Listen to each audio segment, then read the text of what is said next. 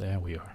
Welcome to a belated start of the Hey Techie Show, and we'll be kicking off our music here in just a minute, but I hope you can join us, and we're getting a few things. Me and the Guru are here tonight, and hopefully Bruce will be rolling in if possible. He'll be rolling in on two wheels here in a minute. He might be. You never know. I told him to come down to this little door down here because we're in Studio B tonight. Come in the trap door. Because there is a, I started to say televised. But I mean, it may be. No, it's Facebook Live or something. It's a baseball game on the radio, so yeah. And there is a spring game here tonight, so a lot of stuff going on at JC. So baseball's playing too. Yeah, they're in the hometown of Rush Limbaugh, which is Cape Girardeau, Missouri. Missouri. Oh, yes. SEMO. Yeah, Cape Girardeau, Missouri. Okay. Yes. So I guess that's on the radio tonight. Yes, that's correct. So the that's football on nothing. That's just a spring we game. should go down there. Yeah. We do a live report from the field. We should have done that live. We get Bruce. We could have worked it out live. If we can get Bruce to connect like Skype or something, we could have. Yeah, it could have been live from the stadium. I didn't think about working that out. You should have worked that out. I know. We could have done our text show from the stadium. I should have tried to see if I could have worked that out. I didn't Yeah. think nothing about trying to do the text Oh, well. show from. They probably wouldn't have let me.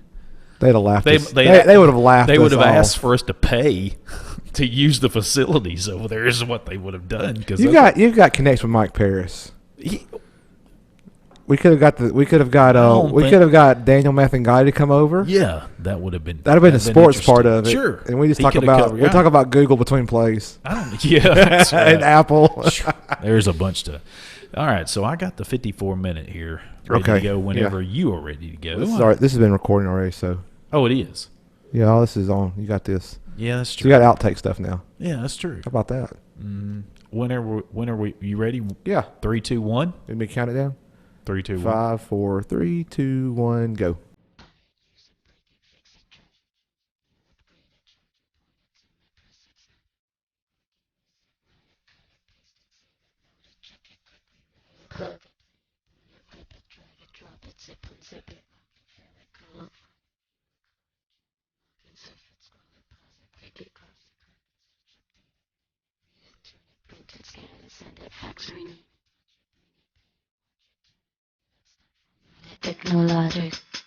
Technologic. Live from studios in South Hall on the beautiful campus of Jacksonville State University, it's the Hey Techie Show. Now, here are your hosts in chairs that should have been thrown out years ago, Michael, Bruce, and the Guru. Technologic.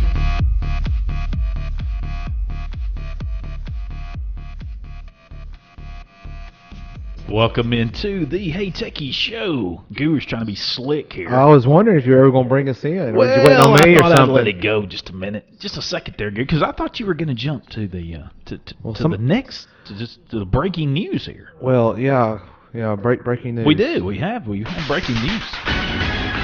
Not kidding. I doubt you can see it from here, but that's the breaking news.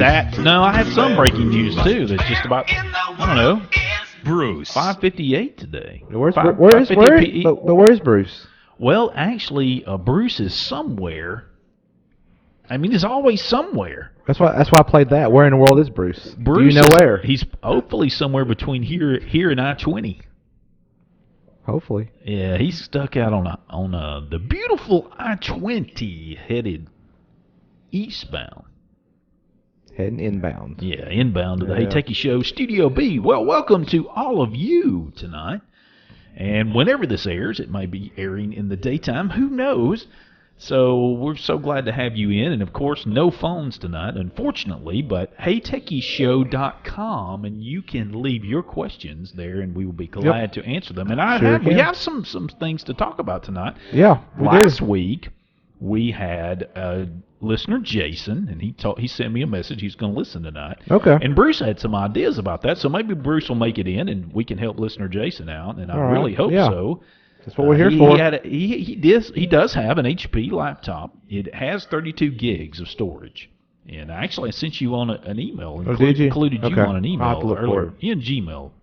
Okay. So I'll look for it. Anyway, and he he gave me a little more information. He's really trying. He said he's got like 6 gigs left available out of 32. Out of 32. And if you don't remember, you say I didn't hear last week.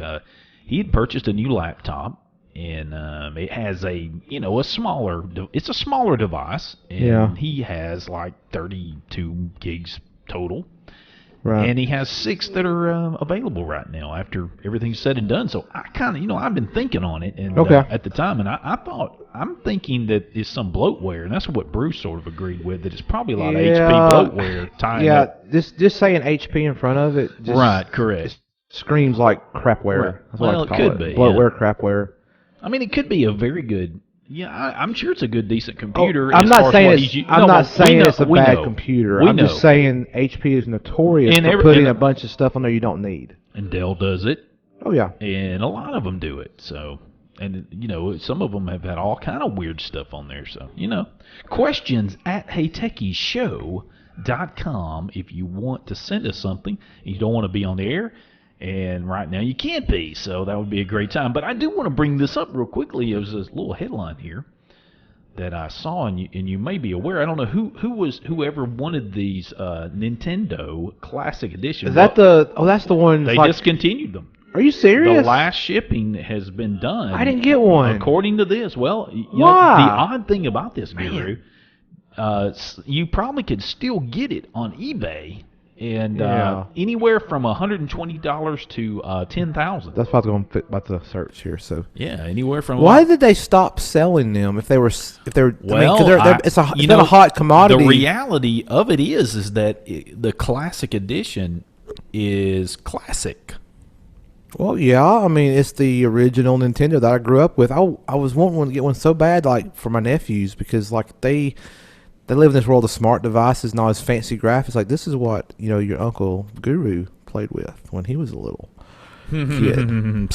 Very similar to that. That's right.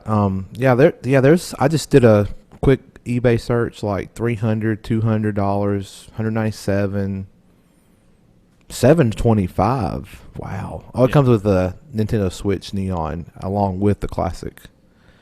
$539.95. Buy it now for $725. Yeah, there's none of this is buy it now. These NES Classic just by themselves, like they're all taking bids. Yeah, really? $299.99 or best offer, or best offer. How about I give you $59.99? I should so try to do that.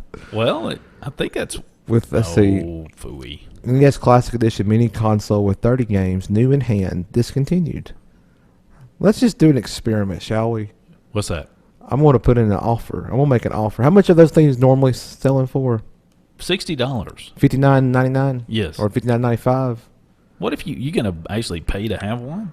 Well, if I can get one for $60, I'll get it. Since they're being discontinued, watch this. Well, apparently... We can't watch. This is radio, but...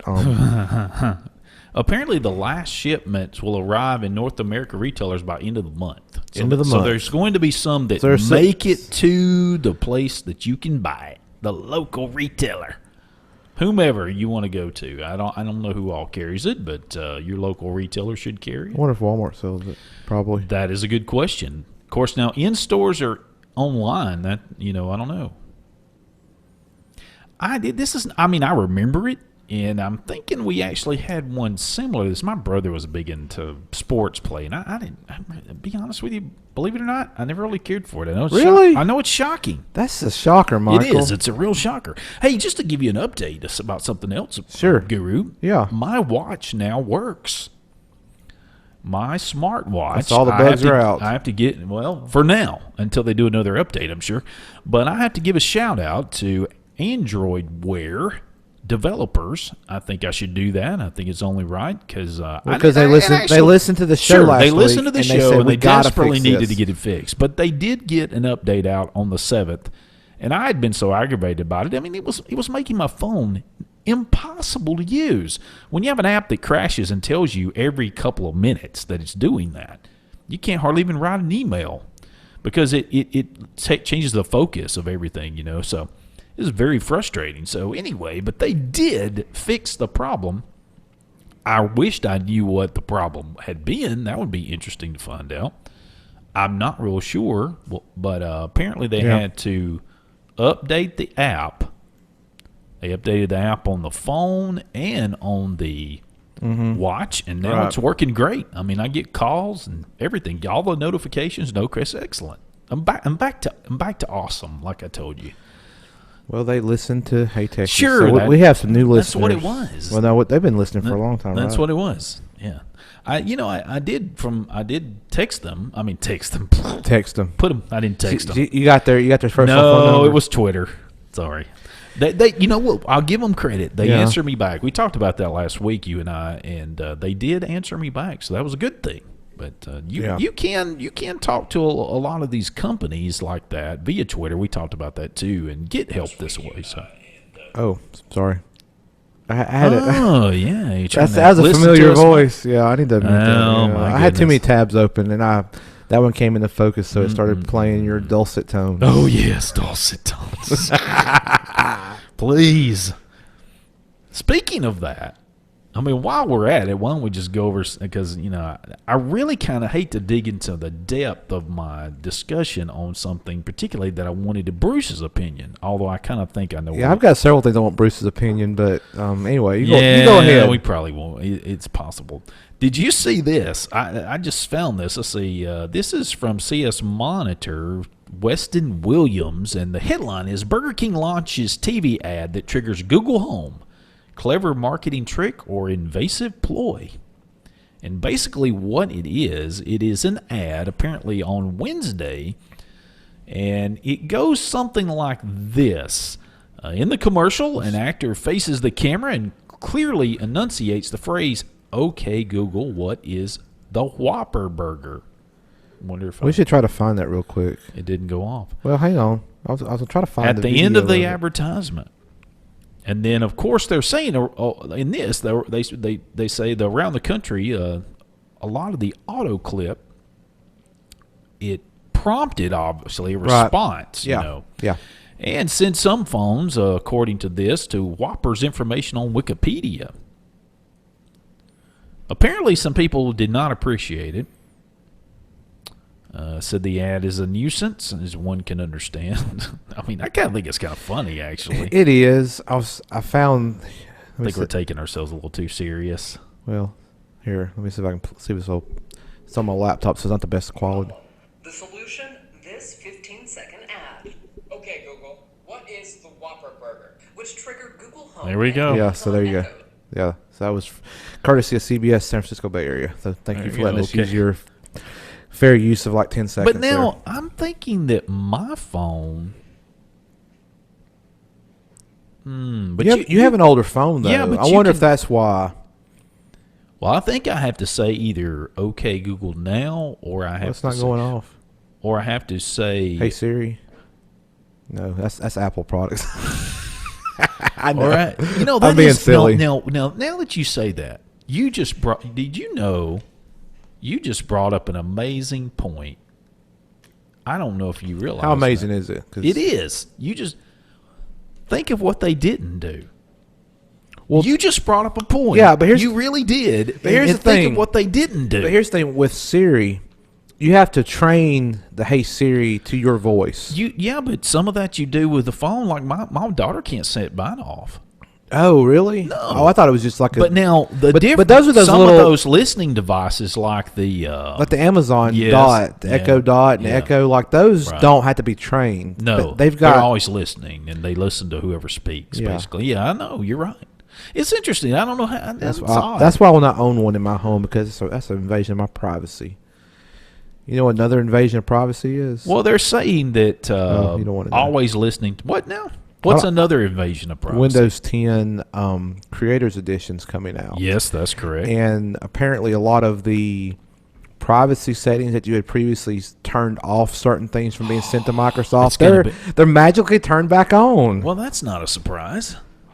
I thought you were going to give me something that was a real shocker. Well, you won't. Well, I'm that's serious. not I guess that is breaking news, but not really. Well, no, I didn't mean it. I didn't mean it in disrespect. It's just it's not surprising that Windows. I don't have that Microsoft is using Windows 10 to reset features. Yeah, let me. I mean, it's like I didn't get an article. I saw there was a YouTuber. That didn't come out right, but they were talking about that And this particular YouTuber used to be a Microsoft employee. Let's see. Of course, I never prepare. Speaking of which, like, I rolled in on two wheels myself. Like, I try to make a grand entrance like Bruce, and like I come in Studio B and there's like nobody in here. I'm like, okay. Oh, apparently in this article it goes on to talk about that they may have a different issue along with people not being happy about it. Is Google? Apparently they were not consulted on this. For many years, Yeah. and I guess still they really didn't care for people saying Google something.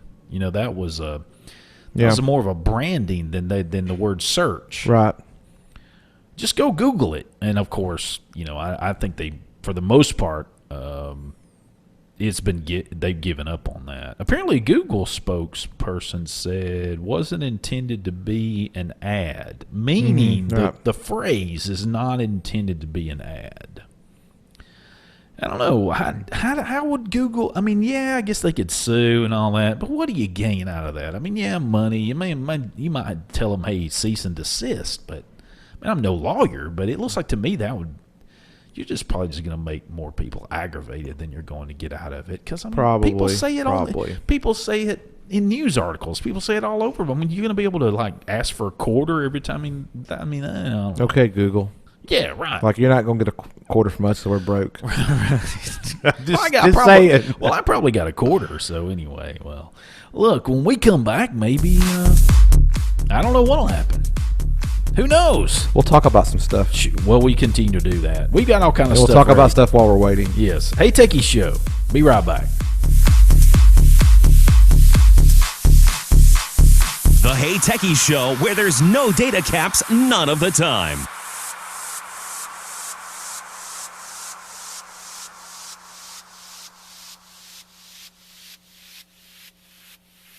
Gamecock Outfitters, located on the square at 109 Ladica Street in Jacksonville, provides customers with outdoor apparel and gear. Gamecock Outfitters is able to help you find exactly what you need for every outdoor adventure. Gamecock Outfitters is open Tuesday through Friday from 10 o'clock to 5:30 and Saturday from 10 o'clock to 5 o'clock. For additional information, contact them at 256-435-2008 or check out their website at GadsdenOutfitters.com.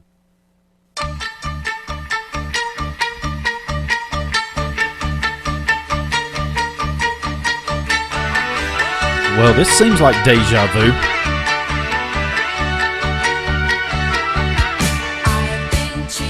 Welcome back to the Hey Techies Show. Yeah. It's a good song. Yeah, it is. I agree. So how you been this week? I didn't ask you earlier. It's been a busy week. Yes, it has. Very busy week. It seems like every evening. Yes. I work all day, work your normal working time. Right. And then as soon as you get off work, there's something to do else I till know. late. Which I'm not complaining. I'm just No. very thankful that I'm able to get around and partake and participate in other things. So, like I said, I came in here on two wheels, not literally, but I felt like it, having to come in after going to a church service this evening. So, very thankful for that. And now, here talking tech. Yes, that's correct. Trying to as much. And we're missing Bruce. Bruce, call in. Oh, you can't call. No. You mentioned Microsoft earlier. Did you know that May 9th is now a date which is, I guess for some, would have lived in infamy if they cared about it that much, but the original Windows 10, that's the retirement date now for May 9th. It came out in 2015. The original version 1507. That build. Yes. Okay. The original Windows 10 release. This May of this year. That's correct. May 9th. According to this. I thought it was the last Windows. I thought it was the last Windows ever. Yeah. ComputerWorld.com has an article about it.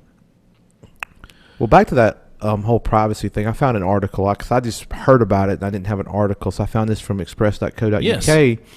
So during the upgrade process to Windows 10 Creators Update, which they're slowly rolling it out over several months, so you may have not got notification. There's a way you can go and start download by downloading like an installer, basically. But anyway, when that does happen, Microsoft will show you various privacy settings available in the Windows 10 Creators Update, with a short description of each setting, explains how the data will be used and how it can benefit the end user. However, reports suggest that by default, Microsoft will tick all the checkboxes in this panel. obviously. Yeah. So, of course, you're welcome to travel through and untick anything that they're uncomfortable with, but they need to pay attention during the upgrade process. Mm-hmm. Those who blindly click next during the setup could accidentally reset their data collection settings to the system default. Oh yeah, I turn all that off. So you just got to read those screens as you go through the setup. I don't do Express. No, I go through the whole thing, turn every one of them off. Make sure you turn off location? Yes, I turn off location. We can turn it back on later if you feel like you need it. Yeah. But yeah. I agree with you. Turn everything off. You turn off collecting your data?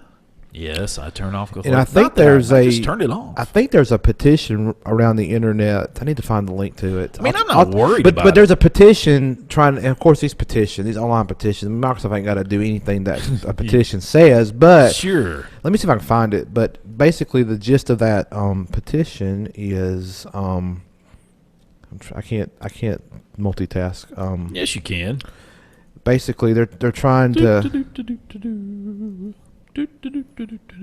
They're wanting Microsoft to add a global cut. Don't share anything with Microsoft, like a master switch. Yes, we don't have to go through and untick 50 settings because they're hoping you'll forget or whatever. So let me see if I can find that link because here's the original video. Let's see. Yeah, here's the petition from change.org. Microsoft needs to allow Windows 10 users to opt out of telemetry data collection. It was actually started by this YouTuber that I was referring to earlier. So we'll put all this in the show notes. But does it show how many people have signed it? It may not until you actually sign it. Anyway. But yeah, I will put this in the show notes. So if you feel inclined to go sign these change.org petitions, feel free to peruse this one, not partake, peruse, and wrong people. Don't waste too much of your time. Well, I know, but I mean, if you got some time to kill, so there you go. Yeah, that's about what you'll do too. Yeah. Seriously, you think they're going to pay much attention to this? Oh no, Microsoft's going to do what they want. Yeah, well they can. They can. Oh yeah, this is like Apple. They're going to do what they want. Right. I've got a pretty interesting Apple story that got sent to me today by a non-Apple user. I guess he was happy about even thinking about this one. We'll talk about it later. Did you know this? Did you know that T-Mobile just won the keys? According to an article here from CNET, they are the big cleanup, the big winners in that FCC latest auction spectrum. Now, who's that again? T-Mobile. Really? According to this article, was that the one with the 600 megahertz spectrum? Yes, that is correct, Guru. Very good memory, and also, I just mentioned that. I talked about that somebody at church. We've got some wireless microphones in that spectrum. We're going to have to replace. Thank you, T-Mobile. Why don't you just buy us one? $8 billion. They got the biggest number of licenses. $8 billion. $8 billion. Wow. The total is 19.8. That's what the FCC bid out. Looks like here some other notables. Dish Network, they cut 6.2. Well, that'll be interesting what they do with 6.2, and Comcast spent 1.7. 1.7. Which is interesting about Comcast, given the fact that they seemingly were looking at maybe putting that to more work with that new Xfinity product that they were wanting to do, the mobile. Mm-hmm. And we talked about that last Thursday. Sorry about that. You remember? Yeah. About their new project. So they're on the low totem pole here. Of course, the total $19.8 billion spectrum sale. Wow. Sounds like a fire sale, but not really. So this billions of dollars, I guess does the government get the money? The FCC says it will pay the TV broadcasters a total of $10.5 for 84 megahertz of wireless spectrum. So they're making money by selling off to one, but then they're paying it. They're paying, it looks almost like half. I'd say a little more than half because it's 19.8. Someone do your math. Carry one. Put your two over there. And you got a little under half there. Man, that's a lot of money. Yeah. Why are we paying off the TV people for Spectrum? Are we taking Spectrum away from them? Well, you know, some of this some of this crazy. Some of this is in regards to, as you well know, that they're not using it anymore because they don't broadcast analog signal. Right. Well, I know that. Yeah, I know you know that. So part of this is where they're from my understanding, part of this is where they're getting that still gets this is just another section of that analog. That whole analog we've talked about on the show, but I'm gonna say it again because it just grinds my gears. No, gear grinding. Well, because there's parts of the country that just cannot get a good signal on digital because it's not powerful enough. And where we are in Northeast Alabama, we're in one of those little black holes of signal. I got what Unless you're you got saying. like a 100-foot aerial. You're absolutely right. I totally agree with you, but I just want to say one thing, if you don't mind. I don't mind. Go You're not going to like it, but probably won't. But go ahead. Everywhere doesn't have an airport. What's that supposed to mean? Well, sometimes you have to drive a good while. But you can't just drive to go watch television. I mean, that's something you should be able to enjoy. I know it's probably not Apple. I understand what you're saying, but all I'm saying is that everywhere is not the perfect place. But there's no way to make it that. But now, listen. Hold on, let me finish. Go ahead. I'll let you finish. Let me finish. I'm going to add to this too. All right, go ahead. When the car came out, the original car, you couldn't drive it everywhere. There weren't roads. Now, you're right everywhere. there. But here's the thing. We did have the ability to watch these local broadcast stations, and we've lost that ability. And I think there's the problem. It was taken away. The things you're describing, we never had to start with, or like when you got cars and you couldn't drive them somewhere because the infrastructure didn't exist. So it wasn't taken away. But I think the market's going to eventually handle. Actually, I think this is going to shift. I really do believe that with what, and I know people are. I'm just going to say because I think this is what I believe. I think these companies are going to be able to utilize this new megahertz, if you will. I hope so.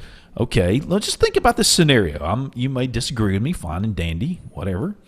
The scenario I'm talking about is that maybe one day more broadband will allow for more companies that broadcast local stuff to be online instead of broadcasting over air. I mean, I know there's a lot of contractual things that will work out eventually or have to work out eventually, but look, let's face it. Somebody, just like Spinks Magazine, is going to probably take hold eventually, and you'll get that type stuff that you're talking about online from a broadcaster that is not broadcasting regular FCC or anything, even digital over, but they're only over wired or wireless rather carrier, like your through the internet. Yeah. You know, a broadband. As long as your internet provider doesn't limit your bandwidth. I know. You know I was going to say that. I knew that. I know. Yeah. There's always a caveat here. I didn't say it perfect. I have no problem consuming content through streaming. I think it's great. It's a very. But I know there's some people that are never going to, you know. But the problem again is, first of all, these companies limit your bandwidth for no reason. I'm Chalama Bruce. Can you tell? The second thing is. There's people that are in underserved broadband markets, and that within a stone's throw of where we're sitting, you're in that scenario. Yeah, I know, and I understand that. They've got to solve those two problems. If they can solve those two problems, then that's going to be awesome. And the red zone weathers of the world are going to thrive. Well, I don't know. We'll see. We hope to have him back on. I sent a tweet to him, and so he's in his third year of red zone weather. So I'm going to get him back on, talk about his app, talk about a few other things, see how Spinks is doing. So anyway, maybe in a week or two or something like that. When we're back on radio, that's when I want to have him back in. So this is interesting. We'll keep a sharp eye. There's also another story here that is related to this. Man, unfortunately, let's see if I can find this quickly. Oh, yes, it's actually by John Dvorak, and he would fit in well with this show. He's a very cranky geek. I think he used to have a show, or he may still have one called Cranky Geeks. Yeah, anyway. It could be. This is from PC Mag. And basically, the title is Streaming versus Broadcasting. Is there a difference? Okay. And apparently what's sort of going on is that in Germany, there's broadcasters over in Germany that are trying to do internet-only services. Well, some of the broadcasters that are not doing that, like TV station and other things, they're considering this and sort of operating without a license, less fees, blah, blah, blah, blah, blah, blah. Mm-hmm. Well, the government is missing out on those license fees. Of course. And so they're looking into, hey, we want those fees.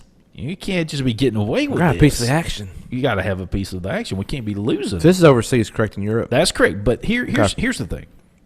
So he writes, we've been here before. That sort of give you a little bit of a... So he writes, in the early 1900s, there was a radio craze, not unlike the personal computer revolution of the 70s and 80s. Hobbyist magazines quickly evolved into a commercial enterprise when broadcasters utilizing the few available frequencies began interfering with each other. Though things got a little messy, by 1927, the Radio Act, of course, which eventually became FCC in the 1930s, so it tried to get a happy medium in there. And, of course, we know what the FCC has become after so many years. But he says the idea was to prevent interference between channels, but also impose control over content, and fees and all that stuff. Basically so it wasn't the Wild Wild West. That was the point he's making. Right. He says, let's see, it's apparent to me that German trial balloon will get support, especially from licensed broadcasters that have to jump through hoops and pay plenty of fees already. Then it will not take long to spread. He says the joke to me is that licensing began as a way to prevent interference with a limited bandwidth. Control was necessary. On the web, there is an infinite playing field and no broadcast level interference issue beyond network congestion. I agree with that. I agree. That before you even said that, that's what was in my mind. Like, you don't have that interference because of the spectrum is finite. Yeah, so... And we'll see. This is interesting. His point is he thinks that the FCC is going to be very interested in something like this. If there's money to be made, the government will try to figure out how to get in on the action. But I don't know where they'll... It's a pretty good article. I didn't read the entire thing. John Dvorak does a good job with this. He does. Yeah. He does. And it's an interesting read. And there's a few comments there. So let's see. Well, when the Hey Techies show returns... we'll get back to something else, and maybe Mr. Bruce might make it in for our dose. Who knows? I haven't got a text, so I hope he's okay. Hey, Techies Show. Be right back.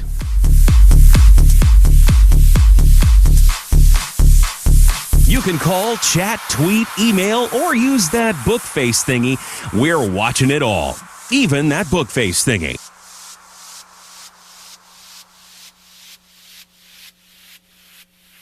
Gamecock Outfitters, located on the square at 109 Ladica Street in Jacksonville, provides customers with outdoor apparel and gear. Gamecock Outfitters is able to help you find exactly what you need for every outdoor adventure.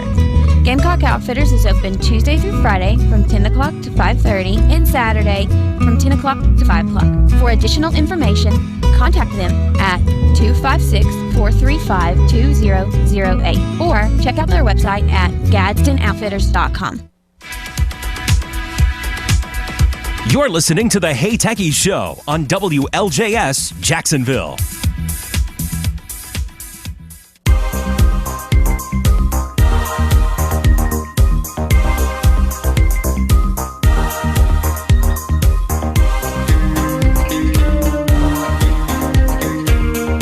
Welcome back into the Hey Techies Show. Yeah, one day we'll play one of these songs in its entirety, and people are like, well, where'd they go? It's quick breaks. Yeah, it is. Yeah. So anyway. We should make up some fake ads. We keep saying that, and we keep not doing it. I know. Somebody's got to actually create the fake, Yeah, fake that's ad. the I think that's problem. the problem. Yeah, when will we do that? That's a good question. Hey, this is interesting. Samsung apparently they're reporting a robust pre-orders for the Galaxy S8. Sorry, pardon me.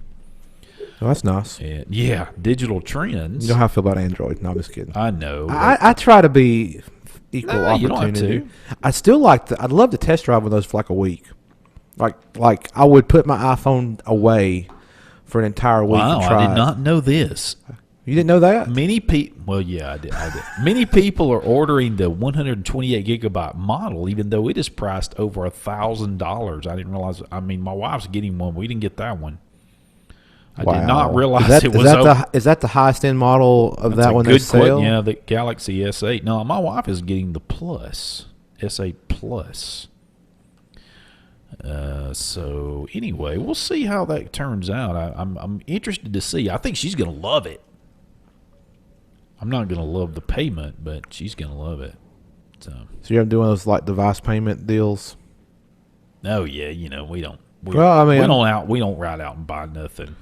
Well, I mean, most people cannot afford it. Well, I'm just to be honest with you, we just can't. 2 kids just can't do it. So well, I think even no kids, it would still be prices start from $25 a month. Oh yeah, it goes on up. So or $749.99 retail price. Of course, now if I'm not mistaken, that's probably the base model. Now my son's, I talked about that last week. I do want to. It's got a card reader that you can put in. Yeah, I think we talked about micro that. SD card. So you can actually add more to it on it, which is a nice feature. Yeah, I was trying to see what the other options were, but I stumbled on AT&T's site and it's awful. No, come on now. Well, I'm just being truthful. I mean, it's just I just want to know the prices, like the different options. At least Apple kind of puts that more out front. They don't, unfortunately. Let's see. I'm trying to get to the nitty gritty here. It says BGR.com. Boy Genius Report. See. April 21st. So that'd be here. Yeah, that's when it comes out. I'm sorry. Is that what you were asking? No. Oh, I apologize. I just came across April 21st. Yeah, that's when my wife's supposed to get hers, so y'all don't be stealing it. No, I never would. I'm not talking about you. I'm talking about all the listeners. They may Well, we need to get her to come on the show and talk about it. She's using it for a week. That'll be the day. Yeah. According to this, they have reached 728,000 units in South Korea alone. Of the S8? Pre-orders. The S8. Just in South Korea? Well, that's what it says. S8 and S8 Plus. I don't say that's what. That means South Korea. I mean, they don't tell me in the U.S. then.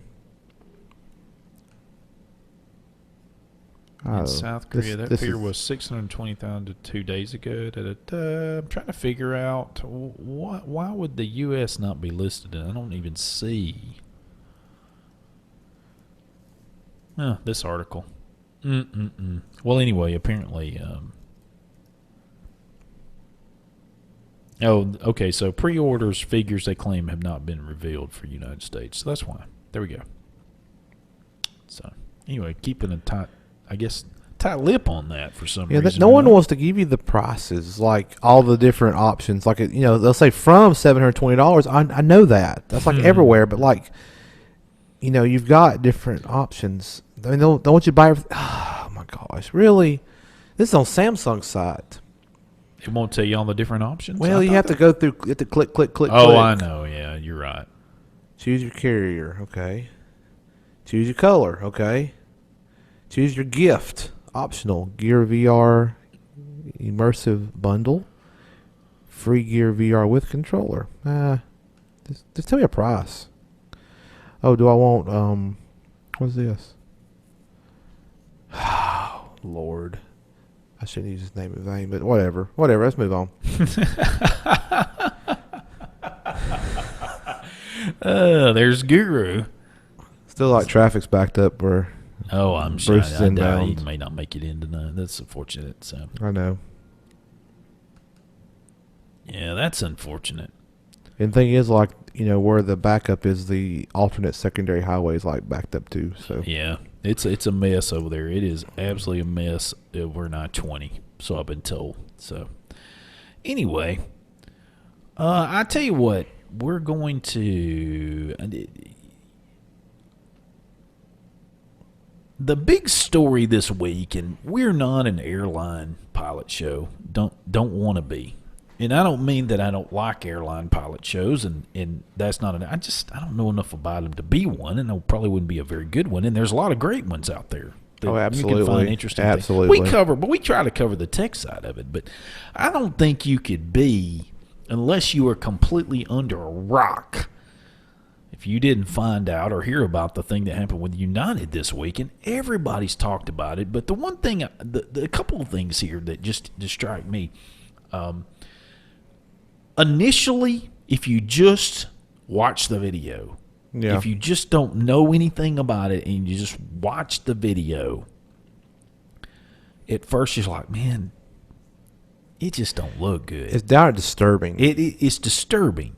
Now, just that alone, it makes you want to say, well, that something's got to happen. They got to do something's got to happen. They're going to do something. So for those who hadn't, I mean, the story. Come on. Where have you been? Well, You've only been. Even TMZ's covered it. In case this is like this is somebody listening to this several years from now. Let's just give them I get 30,000 foot view. Okay. Well, that's somewhat funny. 30. I see that. It was 30,000 foot view. Yeah. Anyway, so basically what happened is flight from Chicago to Louisville on United. Everybody boarded the plane. Well, then they realized they needed some seats. There was an oversold situation. Yeah. Airlines do this. Yeah, that's right. And if you didn't know that, there's plenty of YouTube videos that can explain why they do it. Correct. They do it because there's a certain number of they can show with that people don't show up. They can prove with data that certain route segments that on average many people don't show. So they'll oversell the flight by that many. And the government says you can do that. And the government also says if you involuntarily have to remove somebody because of an oversold situation, let's say you oversell it by 5 seats, but everybody shows up, so you have 5 seats. Correct. Right. You have 5 seats too few. Yeah. Right. Exactly. You can ask for volunteers to give up their seat and give them some sort of a compensation. There's different ways the airlines do that. They may upgrade you on the next flight. They may give you a travel voucher for free travel later. Cash money. Exactly. Well, if you do not give it up, I kind of went off on a tangent. Anyway, if they don't have enough volunteers, then they have the right to involuntarily pull somebody from the flight. Right. But then the government says you must provide certain amount of compensation. Depending on the amount of time you're delayed, determines the amount you're compensated. Well, anyway, this United flight, this is the scenario that happened. And I think what made it even worse is not that they oversold it with paying passengers. They needed the seats for airline employees. Correct, right. So they could get to Louisville. They were trying to get to Louisville for the next morning so they could operate their flights that they were assigned to. And I understand the airlines do this every day.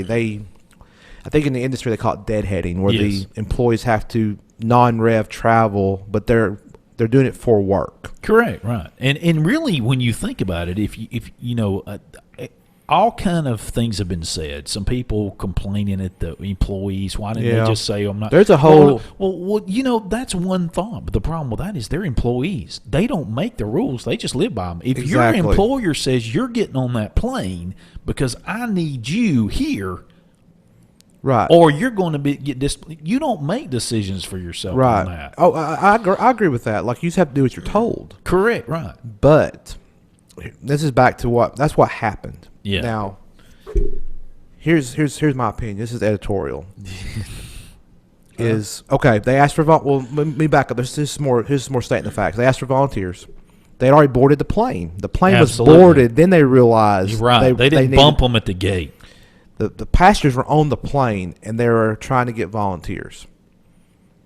So I think they kept on increasing the amount of money they were offering to give up your seat for another. It was going to be like an 18-hour layover. They were going to, I think it got to the point they were trying to give, the last offer they gave was like $800 in future travel credits on United, plus they're going to put you up at a hotel and give you, meal vouchers. They're going to put you up and pay for your food and give you $800 something for future travel. Exactly, yeah. And they'd get you out the next morning. I guess it's one of the last flights probably of the day. Probably so, yeah. That's what it sounds like. Anyway, no one took it. So then they said, well, we're going to have to pull somebody, and the computer's going to pick it at Correct, gonna right. Pick, the computer's going to pick it. I think Correct. is how it was stated. Well, it was 4 people. So a couple got picked, and they got off, and of course, the compensation kicked in that the government requires. So they got their money, and probably I'm assuming United took care of them, put them up in a room, or whatever. But anyway, but here's the thing: there was another passenger. He refused, and he was picked, and he refused. Right. He said, "I'm a doctor, Right. and I've got to get to Louisville because I've got to see patients the next morning." Exactly. Yeah. And this is him interacting with the airline employees. So the airline employee, I guess the gate agents or whoever was there at that time that was airline employees, basically there was a stalemate had been created. So you picked me, the computer picked me, but I'm not going. Right. So they called law enforcement. The airports have police force there, so it was the police force at the Chicago airports. So that's when the videos online kick in, is at some point during that interaction with the police decide to forcibly remove this gentleman from the aircraft. Right. And in the process of them forcefully removing him from the aircraft, he gets injured. And it's come out now like some pretty serious, serious injuries like broken teeth and I think exactly a right. concussion. There may be something. I read something. What today you about didn't know originally, or what I didn't know, and they've later found out in I guess later in the day or in I don't know if it was the day of or the day after rather, is that he snuck back on. Yes, the second time he got back on because he was determined to go, and after they got everybody to see him, there's video of that too. I've seen video of that. He got back on. Right. And really, I think that's where the real problem ended up happening. For that gentleman, that I think he'd already been forcibly removed at that point, so he got back on because he was bloodied up at that point. Yeah. From what videos I saw of that, but yes. So I think there's a lot of people just to kind of put a bow in this in terms of my opinion, and we could talk about more detail as to what they should have done, Monday morning quarterback it. But here's the thing. I think the airline messed up. Yeah. They should have handled this before they boarded the aircraft. Correct. Absolutely. And apparently, kind of an aside to that is 2 of these airline employees out of the 4 that needed to get on that flight came up at the last minute. So even if they had tried to handle 2 of them and then 2 more came up, if I was United, I'd be like, too bad. Sorry. We'll have to figure out another way to get you to Louisville.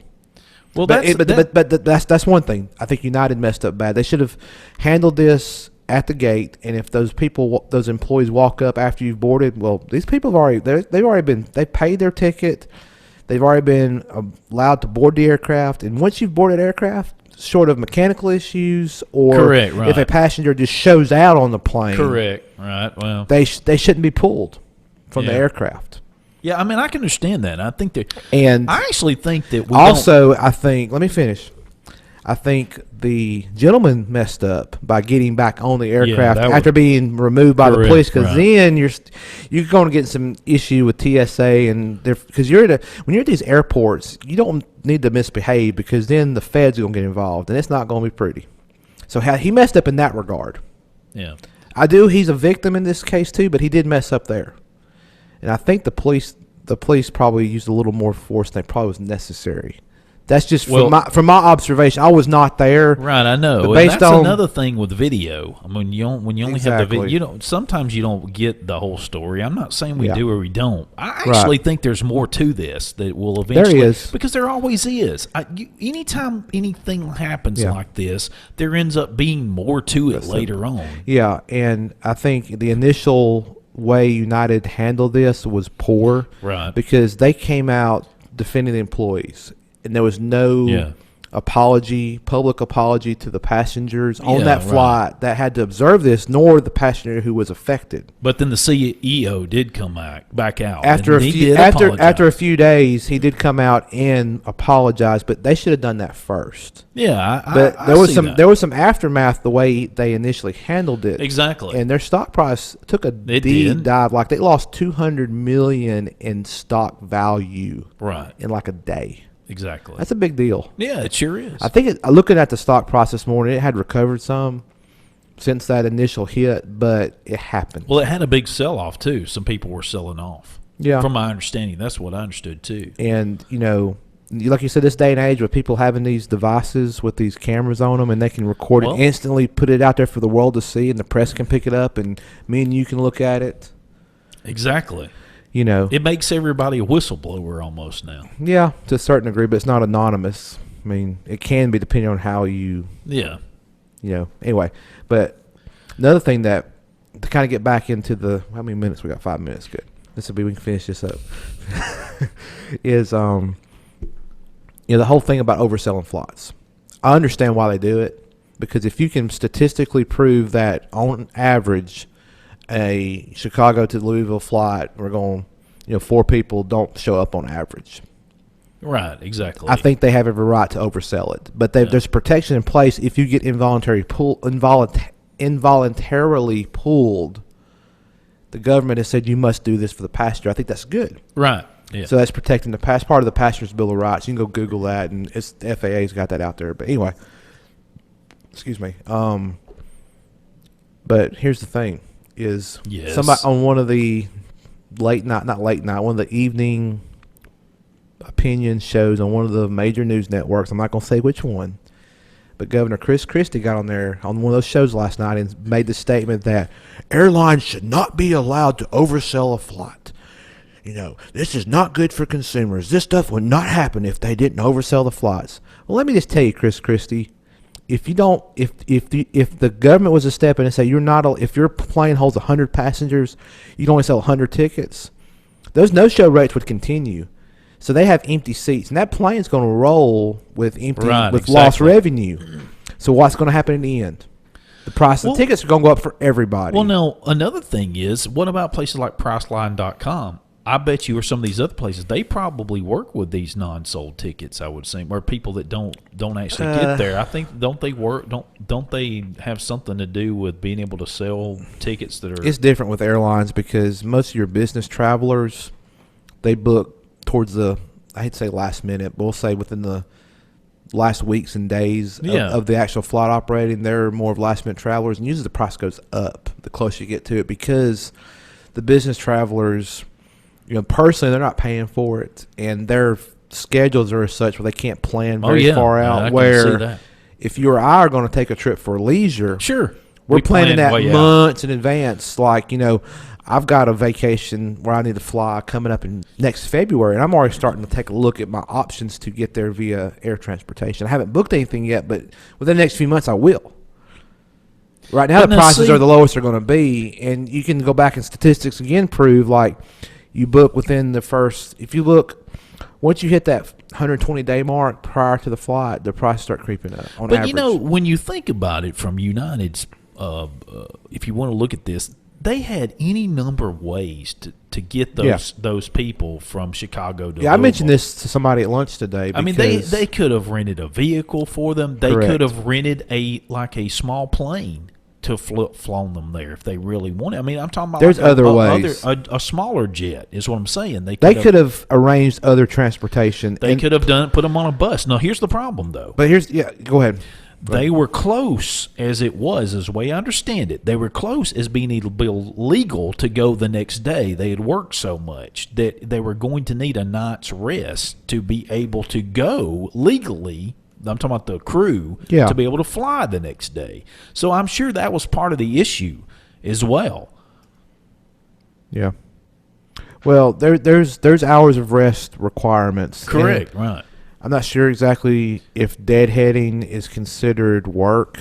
I'm not an airline expert. But I'm just saying, let's say, for instance, I don't know what a bus ride from Chicago to Louisville would be. We'll probably look it up. But I mean, for instance, that would not be restful. That would be tiring. I know. And so if you're a pilot, I don't think that's ideal. It's about a 4, almost 5 hour by car. Obviously, by car. Obviously, they wouldn't want to drive it. 300 miles. Have to have somebody to drive it. Well, yeah, and here's the thing. Like a story. This is one of the. This is from another podcast, one of the airline pilot people podcast, which I'm sure they've talked about heavily. Well, this is one story I remember from several months ago. Like he's based out of Atlanta. He lives in Atlanta. Well, he had requested overtime flying outside of his normal schedule. They called him up during that request period he had put in for, and said, yeah, we've got a flight for you. So the flight is from like, I think it was Charlotte, North Carolina, or Greenville, South Carolina. I can't remember which one. Mm-hmm. So here's what you're gonna have to do though, because it's the first flight of the day. We need you to get to the airport by this time. To the Atlanta airport. Yeah. You'll go up to the customer service ticket counter and see such and such person. I gave the name. He will give you a voucher. Then you'll go out there and get a taxi, and the taxi will drive you there. Huh.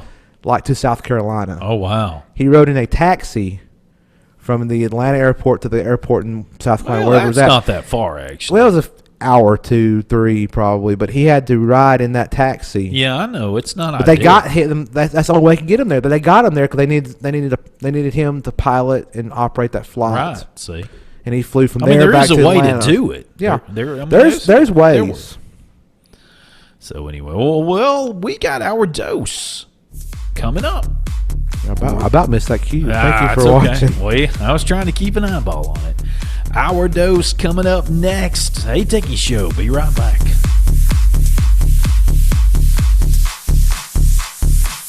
You've listened this long, so stick around for Our Dose.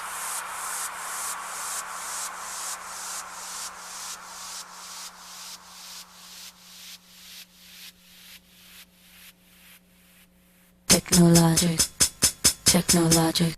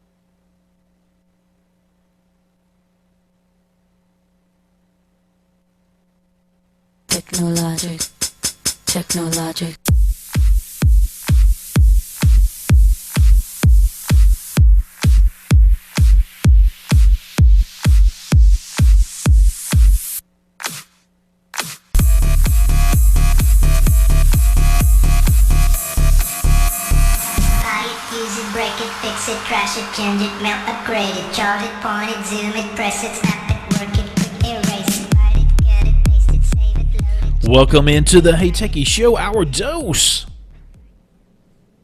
And we're still missing Bruce. And I'm figuring we're going to miss Bruce. Oh, let's see. Yeah. No, that's from somebody else. Okay. That's from somebody else. I want to put a little bow, a second bow on this whole United thing is saw a story this morning. I don't know if I put it in the show notes or not. I'll have to find it again if it's not in here, and I don't see it. But anyway, so some people were tweeting. Of course, people go to Twitter complaining.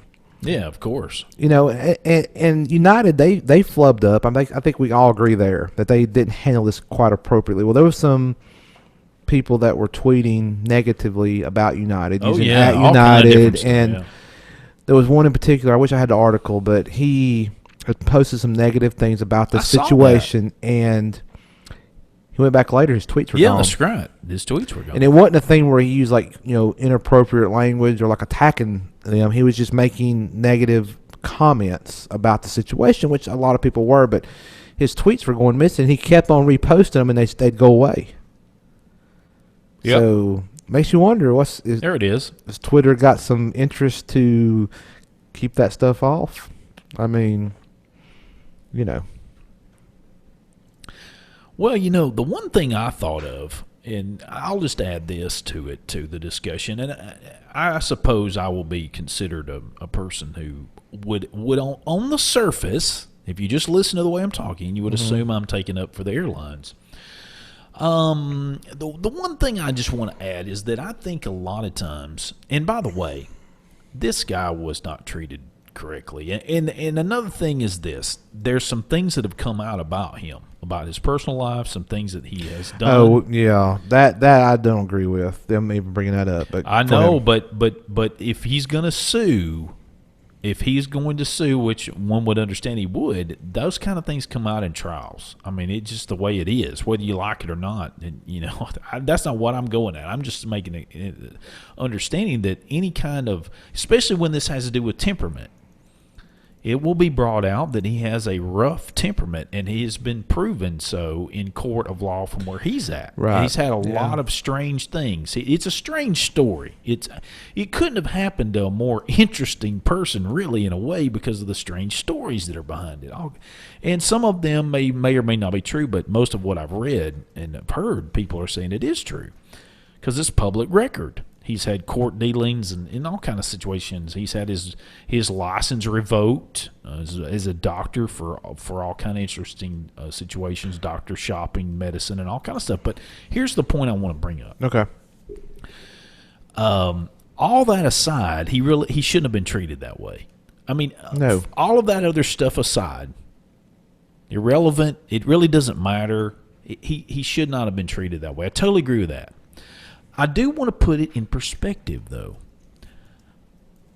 In 2016, and I've got an article down here, there was approximately, and it's government numbers, and I mentioned to you this earlier before we even. So I wonder if it's considered.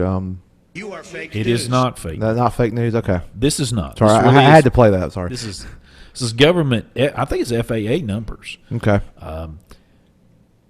Over 720 million passengers on airplanes. Okay. That's about what I was 2016. expecting. Okay. It was up like 3%. I have to look it up. To put that in perspective, like the Atlanta airport that same year had like 100 million of those 720 That's million. in-planed is what they call them.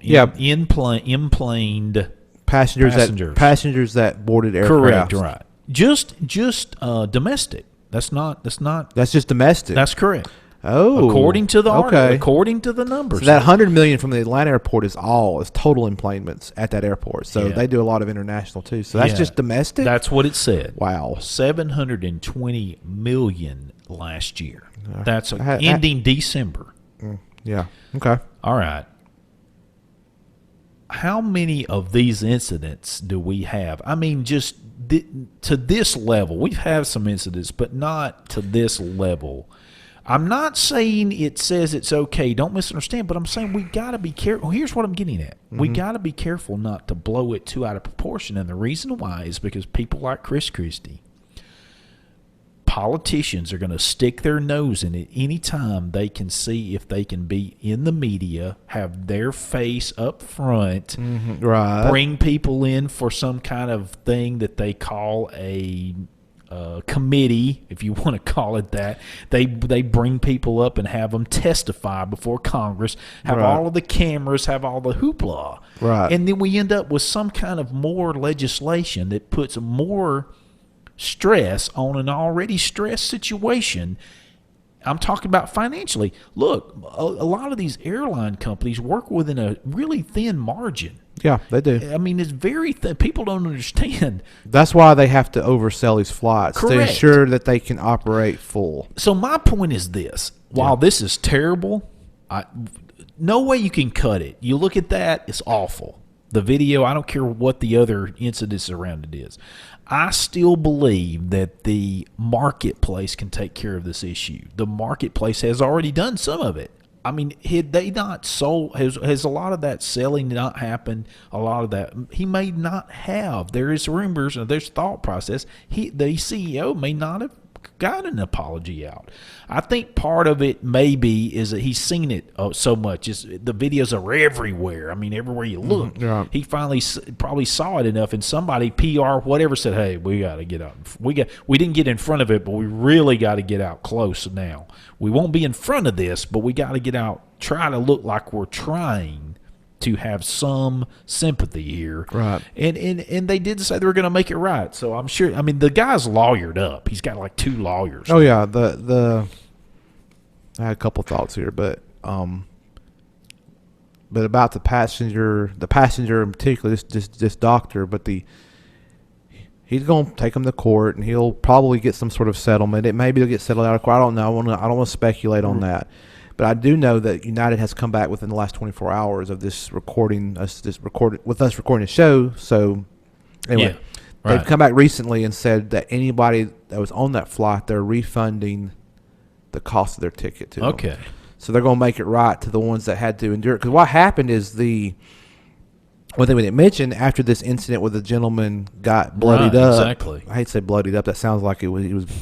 Well, he was. He got injured as a result of being removed from the aircraft. Right. Well, they had to clean the aircraft where that happened, obviously. So they made everybody get off. Oh, wow. What a mess. So they could take care of that. The plane ended up leaving 2 hours later than scheduled. But you think about, but because of all that it was probably traumatic for some people there. So United has come back and said we're going to make it right to those that were affected. Yeah. So I think they went above and beyond in that respect. But here's the thing: back to everybody's got a camera. Yeah, absolutely. Like this article here, the headline. But phones it's and almost social. like every one of us that have this stuff and use social media. It's like we're our own little mini, news network. Yeah. I mean, to a certain degree. Yeah, because, absolutely. You're your own correspondent. But within the last this local. But think about this: within the last 5 years, it has really taken off to a whole nother level. I mean, this stuff's existed longer than 5 years, but think about it. It's 2017, so back in 2012, it wasn't to this level. And you probably, like you said, in 2016, we didn't hear of anything to this level happening where somebody got forcibly pulled off an aircraft. I guarantee it happened at least a handful of times. Yeah. But even within the last year, it wasn't this focus on what people are tweeting. I mean, I guarantee these major news networks, the mainstream media, I guarantee they're monitoring Twitter 24/7. Oh, yeah. For stuff. They can do it right there from the comfort of their their this newsroom. is from CBS News, and it looks like April 12th. The headline, how likely is it for an airline passenger to get bumped? And let's see, the lowest rate since, they are bumping passengers now, according to this, the lowest rate since 1995, a Reuters analyst said. Which shows they've been doing this whole overselling thing for years. This is not a new thing, but here's the thing. You made the statement they're bumping fewer passengers than ever. That means they're getting very good at figuring out at what level level you oversell a flight. According to this, United's decision of 2020, when airlines forced only 6 out of over 100,000 passengers to surrender seats, that was in 2016. Apparently, that was the lowest since 1995. Yeah, but it goes back to what I was saying. They're getting very good at figuring out. Correct, I know. How many seats they can safely oversell, because I guarantee they don't want to bump passengers because it takes money.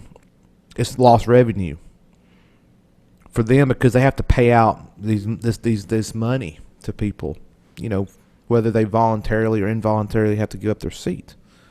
So it says here Hawaiian Airlines bumped in 2016 49 passengers.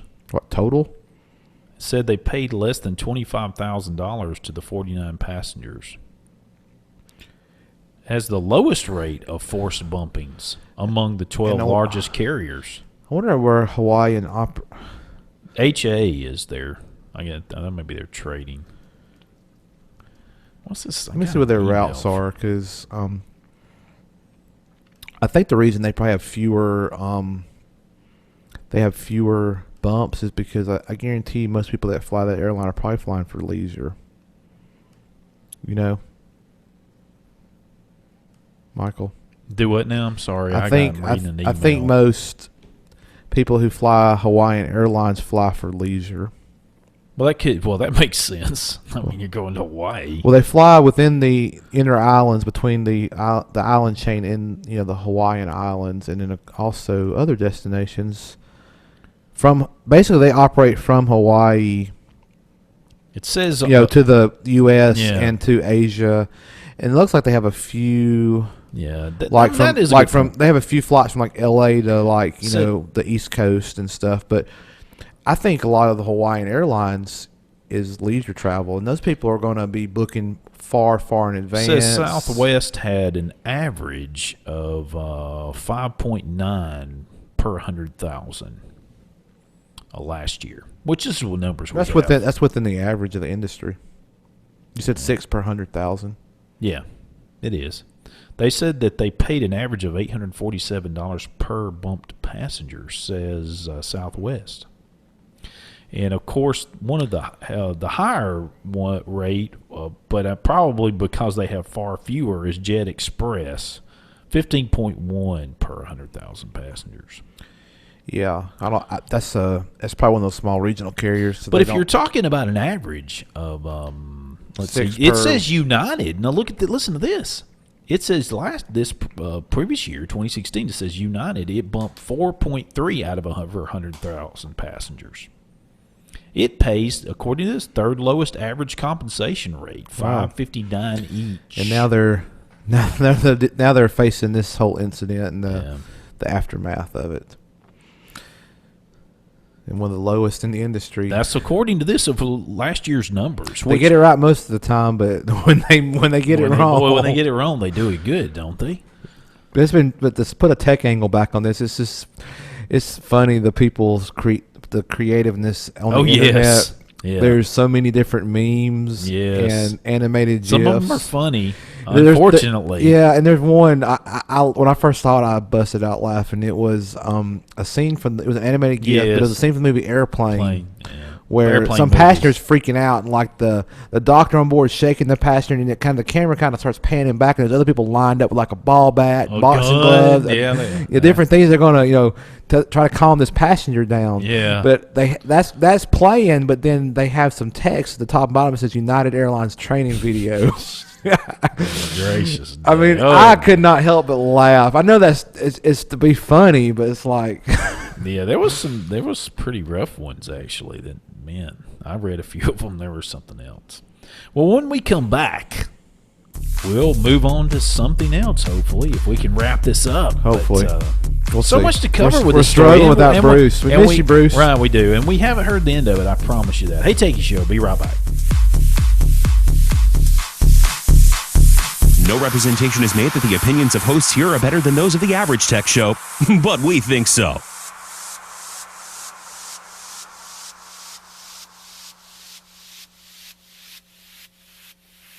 Gamecock Outfitters, located on the square at 109 Ladica Street in Jacksonville, provides customers with outdoor apparel and gear. Gamecock Outfitters is able to help you find exactly what you need for every outdoor adventure. Gamecock Outfitters is open Tuesday through Friday from 10 o'clock to 5:30 and Saturday from 10 o'clock to 5 o'clock. For additional information, contact them at 256-435-2008 or check out their website at GadsdenOutfitters.com.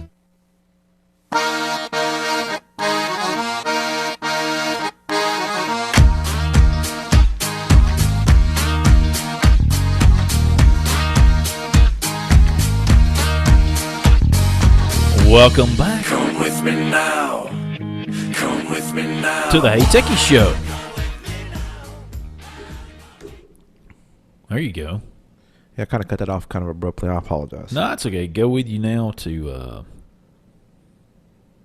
fly somewhere. That's right. On the friendly skies. just don't get bumped. Yeah. I will say this. I think was it Johnny Jet? Because Johnny Jet's been on the show before. Yes. I know he had a article today. Sure. That showed how here's one, how not to get dragged off a United plane. There you go. But keep your cool. If a flight is oversold, let's see. We'll put this article in the show notes because Johnny Jet's he writes some really good stuff here. But there was something else. He said some reasons you may want to be bumped, because it's kind of putting a different twist on it. Why you may want to be bumped, because of the compensation you could get. You may get like free upgrades if you voluntarily give up your seat if they're oversold. And he gives you some tips here of how how to do if you're wanting to play the game of getting bumped. That's what he called it. And I mean that's. Well, I had one chance in the past. I'll give a quick little story here where I was traveling from New York LaGuardia back to Atlanta, and they were asking for volunteers, but I was traveling with somebody else. So I went up and spoke to the gate agent, and just confirmed. I heard you said you need volunteers. Yes. I said, well, she said I need one person. I was like, well, I'm traveling with somebody, so you don't need two. Like, no, sir. I was like, well, I don't want us to get split because we're actually going to be. We took the same car over to the airport, so it's like it wouldn't make sense for one of us to take a later flight and have to wait on the other. So, but if I have flexible travel plans and I can, give up my seat to help somebody else, I would try to. Right, exactly. But Johnny Jet has an article, and I cannot find it now, but we'll find it.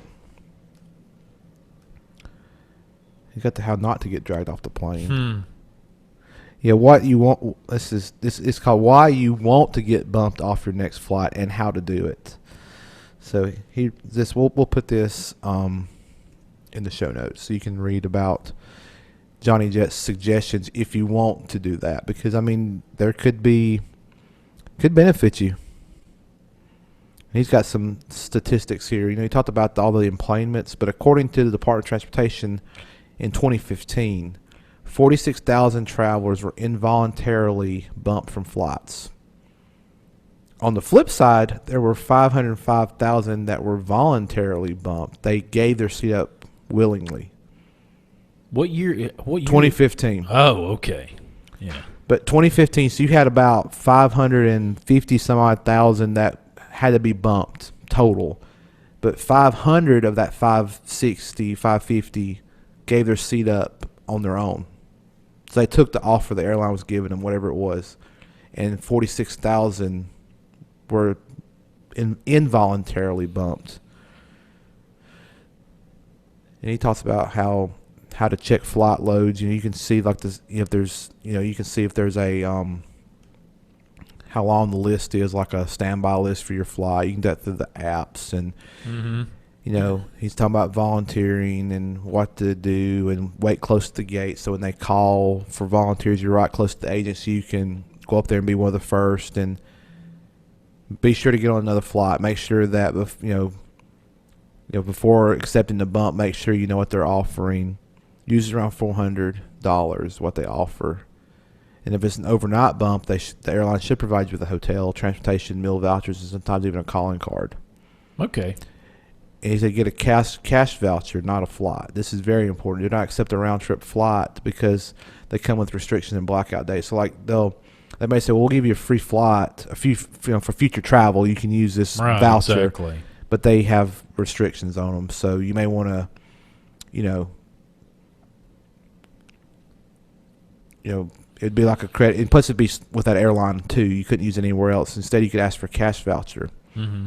Usually, they're valid for 1 year data issue. So, a cash voucher would still be only good with that airline, but at least it would be like good as cash towards that airline. And right, correct. I think Delta called it like Delta dollars. 'Cause I've heard them say that before. And that time, I was almost gave my seat up. I couldn't, but anyway. So, and he says, be nice to the gate agents. He says, ask for a lounge pass, upgrade, hotel, and food. Sometimes, you can, they may be offering, $400, but if they're having trouble, you say, well, I'll take the $400, but I want first class on the next flight. Right. Can you put me first class? Or, hey, can I go to the, most of these airlines have like a first class lounge thing. So he also says don't check baggage because you have a much greater chance of being able to get bumped or voluntarily getting bumped if you don't have checked baggage. Because if you don't fly on that flight, they have to go pull your checked bag out of the underneath where they hold the baggage, correct. And that's a pain. Yeah. Had to go find your. Oh, I see what you're saying. So if you don't have, if you check the bag, if you check the bag and you either get bumped or you give your seat up, they have to go pull your bag off because the TSA says your bag has to fly with you. Correct. I get it.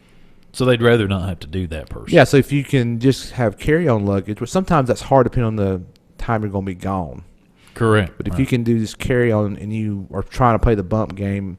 It's a lot simpler. And you can tell the guy, hey, I don't have any checked bags. And they go, ooh, let's see what we can do for you. But the one thing I agree with Johnny Jett is be nice. Oh, absolutely. Be nice. I mean, that would have cleared up a lot of problems. But, But like I said before, this whole United incident, there was blame to go all around. Yeah. And Sure. this guy, he'll have his day in court, as they say. Yeah. Unless We'll see. Unless United comes back and says, "We'll give you some money just to go away," and sometimes that happens. I mean, that's just how it works. Yeah.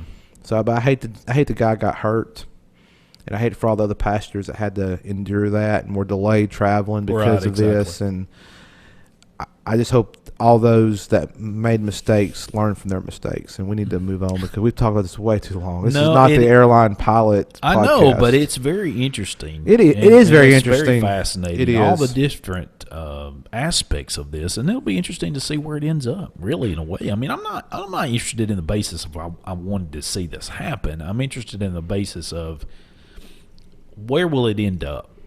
I don't think, and I still think, as I said before, we're going to learn some things that may shed a different light, and you may view it different ways. That's why I said when you just look at the video, you view it one way. When you learn more about the airline, learn more about what was going on, you might change your view a little bit. Right. You still terrible to look at, but the point is, we're going to learn more about this eventually. We will. It'll be interesting to see how the views change. Right. And in the meantime, wish all the best for the gentleman. I can't think of his name. The doctor that got hurt.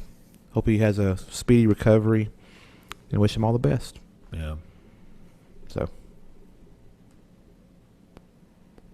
Okay. So last week I was referring. We took not a call, but a question from our good listener Jason, who has listened a very long time, a loyal listener, emails us, tells us how much he appreciates. Thank you for being a loyal listener. And so the thing that I wanted to tell him is that I talked to Bruce, and I don't know that this is the particular product, so please don't quote me here. He couldn't remember. There's a product called Win DIR Stat. I've heard of it. Okay, and it runs on different formats. It will run on Windows, and you can look it up. I think I've used it before. DIR Stat, and it will tell you. I have used this before. It'll break down and tell you where you have. It's graphical and it's very colorful. Tell you where most of your files are taking up the largest point of your hard drive. And so it'll help. This totally slipped my mind, but yes, I've used this. I've actually used this before. Yeah, and it will. Now I have not, but now others have. And actually, this is from PC World back in 2015. So this article is kind of appropriate. You got your C prompt T-shirt on tonight. I know C prompt. Those on the radio can't see that. Obviously, C prompt T-shirt on. C:/ a little greater than like the old DOS days. That's right. So anyway, sorry. That's right. It is. And anyway. We mentioned it at the top of the show about we think there's probably some bloatware. So what you possibly could do, unless you know there's a feature you use that HP has supplied to you could go in your programs folders. So control panel, you can uninstall some of the stuff, like anything, you can uninstall a good bit and of you that. should be able to sort that by like how much disk space it's using. Yes. Or you could sort it by like the last time you've used it. That's correct. You can do. So you could help kind of cull through the list of stuff to see what's there. You might have to dig around to do that. I'm thinking that was more of an XP Vista thing. I'm not sure Windows 7 and 10 still do that per se. I don't have a. Let me see if I can fire up my VM here. No, that's a Windows 10. Oh, it is a Windows 10. Duh. Well, anyway, I'm thinking that it's a little bit different now. But at any rate, there are products out there, and this is one of them. WINDIR Stat, STAT. And there's a place you can download it, and I'm sure there's some reputable places you can download it. You can sort. You can sort by name, sort by size, and sort by install date. Right. So that's from the settings menu. Yes, settings. Not control panel. That's settings, apps, and features. Correct, right. And you can sort by size, so like I can see what's taking up the most space on this computer. It's descending order, so the Most disk space app is first. Correct. And looking at I saw during the break, I saw the screenshot or the picture he took of like the sticker with the features of the computer. Yes, correct. And it said it came with like a year subscription to Office 365. Saw that. And So Office could be installed on there. So one option is to, if you're not using like Excel and not using PowerPoint, take those components out, or take them all out, because Office 365, you can do most of that in the cloud. It doesn't do all the features, but if you just need something to type a document, just a simple document, right, or simple spreadsheet, use the Office 365 in the cloud. Correct, right. And Office uses a lot of disk space. Yeah, that's true. I mean, it's just the nature of the software. So you may want to check for Office and pull it off. I mean, you can still, with the 365, you can still do stuff in the cloud. And if you ever come to a need where you need like something more advanced, that, like I know one thing, the Excel online through the cloud, you can't like filter. Correct. You can't do that. You can do that, of course, in the real version. So if you ever had the need for it, you can always install it. Yeah. So now there you go. That's another tip there. One thing that I will add too, and Bruce wanted me to mention, if you do Windows key R is what you want to do, okay? And you want to put percent TMP percent, and this will bring up your temp location, where your actual temp files are that Windows stores. And so you can delete those, and that could clear up. You know, you might have a gig. Also, temp. Also, disk cleanup. If you click on the C, is that still in Windows 10? Yes. If you click on the C drive and right-click and do Properties, then you can do Tools, and under there there'll be disk cleanup. And you'll be able to go through there and click all the things to clean up, and you can clean up. Sometimes you can clean up if it's had an update. It'll do a cleanup of the old update files and get those off of there, because I've seen some up 6-7 gigs. Ooh, tying wow. up. So there is a possibility here that some of this is causing you some trouble. Right. And there's also another thing: restore points. If you have too big of a restore point, that will tie up some of your older ones. You can can you go purge those? Correct. See, these are some of the things that you might want to look into rectifying, finding out how that you could clean those up, and it wouldn't be very difficult. So the temp percent in a run file. So that's Windows key R. You press those keys and put that in. That should get your path for the. It will take you to the Windows temp. Okay, if I'm not mistaken. And you can just go like Windows 10. You can just hit the start button and type that in right there, and it works the same way. Okay. Because I just did it on this VM on my Mac, and mine is only 98 megs, but I don't use this VM a whole lot. So if you use it more, it may grow, but your mileage may vary. Correct. So, and then actually right-clicking on if you go to my computer and you right-click on the actual hard drive, you can do Properties, and you'll bring up Tools, and you can do Properties, disk cleanup. You probably also can do the Windows key and disk cleanup, I'm sure. Yeah, on mine I don't have. This may be because it's on the VM. This option is there's an error checking and optimizing defrag. That's still on. Yes, absolutely. Oh my gosh, it doesn't do any good nowadays with these. So there's no cleanup. No, not on this one, but it may be because of VM. Well, you should be able to do from the general. There's a disk cleanup. Yeah, that's it. From the general. What did I say? Tools. Oh, okay. From the general. That's right. General tab. So disk cleanup. Yeah, that's probably gonna run a little process here. Yeah, it's running. It's going to check some stuff here. So anyway, let's just see what mine does. Well, okay, absolutely. Well, we need to play something like, I don't know. You are fake news. Well, yeah, there we go. Well, we'll play that. Yeah, this is taking a minute. Speaking of that, we dropped a Moab. Yeah, we did. Man, that's the largest. The mother of all bombs. Yeah, that's the largest bomb in our arsenal that's non-nuclear. Just like 22,000 pounds, and most of that is I think 18,000 of that is explosives. So, yeah, apparently it creates like a shock wave like a mile out, and like when this is from their testing they did it. Correct, right. And like the smoke that come up was like 10,000 feet off the ground. Yeah, but they tested it one time, like in 2003. Yeah, I saw that test. They built it for the second Iraq War, but Correct. they never did use it. Right. So this is the first time they've used it was ever used in combat. And they intended to blow up some tunnels they found where they believe these ISIS agents, if you want to call them that, ISIS fighters, are being able to go back and forth quickly and move around undetected. Right. That's what they said. So whether you like the current administration or don't like them, they're not messing around. I mean, I think we can all agree to that. Yeah. Somebody probably won't, but that's okay. Everybody, you're entitled to your opinion. They'll agree to disagree, right? That's right. We can agree to disagree. Yeah, that's right. This is still okay. It just finished. I can free up 43 megs, which there again, you go. I don't use this VM a lot, so. Right. But it's like set up log files you can delete. It's got downloaded program files you can delete, temporary internet files, offline web pages, system archive windows error reporting, delivery optimization files, the recycle bin, temp files. We talked about temp files earlier. Thumbnails. See, thumbnails, another one that Windows automatically generates. So, the disk cleanup, I would definitely. That's a good starting place. Yeah, I'd start there. And the WinDIR stat. Right. You might want that. Now that's something you'll have to install, and if you don't know a lot about it, you might want to read up a little bit about it. Yeah, we'll put the link to this in the show notes. Absolutely, Jason. Today's show notes. Yeah. So.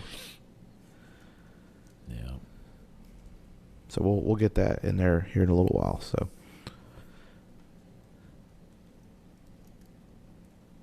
We have like dead air now. Well, it's okay. A little dead air won't hurt anyone. People. Why are they done?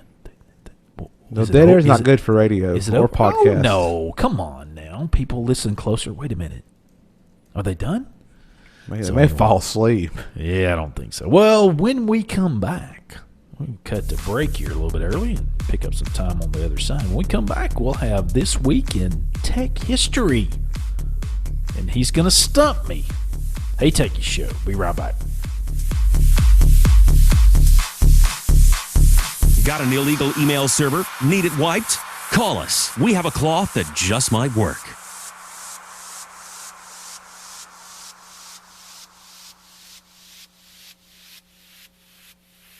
Gamecock Outfitters, located on the square at 109 Ladica Street in Jacksonville, provides customers with outdoor apparel and gear. Gamecock Outfitters is able to help you find exactly what you need for every outdoor adventure. Gamecock Outfitters is open Tuesday through Friday from 10 o'clock to 5:30 and Saturday from 10 o'clock to 5 o'clock. For additional information, contact them at 256-435-2008 or check out their website at GadsdenOutfitters.com. You're listening to the Hey Techies Show on WLJS Jacksonville.